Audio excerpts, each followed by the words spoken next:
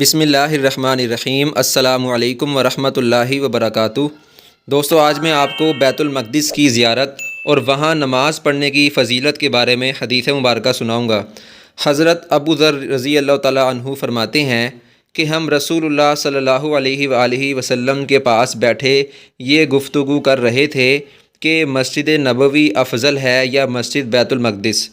تو رسول اللہ صلی اللہ علیہ وآلہ وسلم نے ارشاد فرمایا، میری اس مسجد یعنی مسجد نبوی میں ایک نماز اجر و ثواب میں بیت المقدس میں پڑھی گئی 4 نمازوں سے افضل ہے، اور وہ یعنی مسجد بیت المقدس نماز پڑھنے کی کیا ہی خوب جگہ ہے۔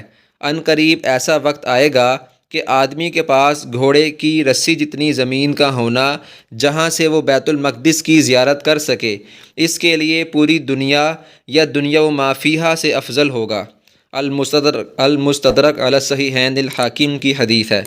اللہ تعالی ہمیں بھی مسجد اقصیٰ کی، مسجد نبوی کی زیارت نصیب فرمائے، وہاں نماز پڑھنے کی اللہ تعالی توفیق نصیب فرمائے، اللہ تعالی ہمارے لیے آسانیاں فرمائے، اور اللہ تعالی مسجد بیت المقدس کے گرد و نواح پہ مسلمانوں پہ جو ظلم و ستم ہو رہا ہے، اللہ تعالی ان کی مدد و نصرت فرمائے، ان کو ظلم و ستم سے اللہ ان کی حفاظت فرمائے، اور اللہ تعالی تمام مسلمانوں کے لیے آسانی فرمائے کہ وہ مسجد نبوی کے ساتھ ساتھ مسجد بیت المقدس کی بھی زیارت کر سکیں، وہاں نماز پڑھ سکیں۔ آمین۔ جزاک اللہ خیرہ۔